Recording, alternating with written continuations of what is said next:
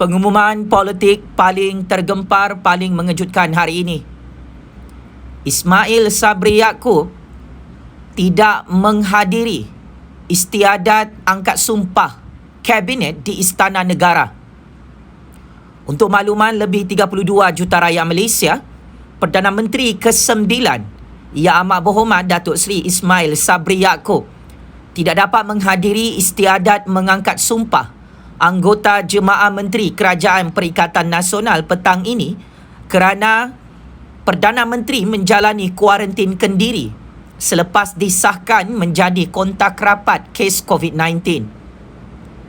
Pejabat Perdana Menteri di Putrajaya dalam kenyataan rasmi berkata, Perdana Menteri akan menyertai sambutan Hari Kebangsaan 2021 yang dijadualkan berlangsung di Dataran Pahlawan Negara Putrajaya secara maya esok.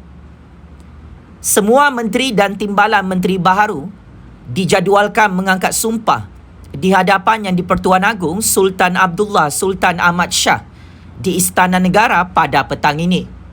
Walau bagaimanapun, buat kali pertama dalam sejarah kemerdekaan negara Malaysia, Perdana Menteri Datuk Seri Ismail Sabri Yaakob tidak dapat menghadiri acara rasmi angkat sumpah Kabinet Kerajaan Perikatan Nasional di Istana Negara Kuala Lumpur. Selain daripada Datuk Seri Ismail Sabri Yaakob, seorang ahli Parlimen UMNO dan juga merangkap timbalan Menteri Pendidikan turut tidak dapat hadir mengangkat sumpah sebagai salah seorang ahli Jemaah Menteri Kerajaan Ismail Sabri. Ahli Parlimen Kimanis, Datuk Muhammad Al-Amin, yang dilantik sebagai timbalan Menteri Pendidikan 2 dalam Kabinet baharu disahkan positif COVID-19. Susulan itu, beliau yang akan mengangkat sumpah di hadapan Yang di-Pertuan Agong Al-Sultan Abdullah di Istana Negara tidak dapat berbuat demikian petang ini.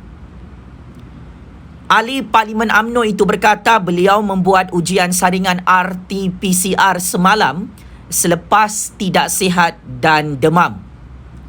Maka ini antara punca utama kenapa Perdana Menteri ke-9 Malaysia tidak dapat menghadiri Majlis Istiadat Angkat Sumpah Kabinet Kerajaan Perikatan Nasional di Istana Negara Kuala Lumpur hari ini.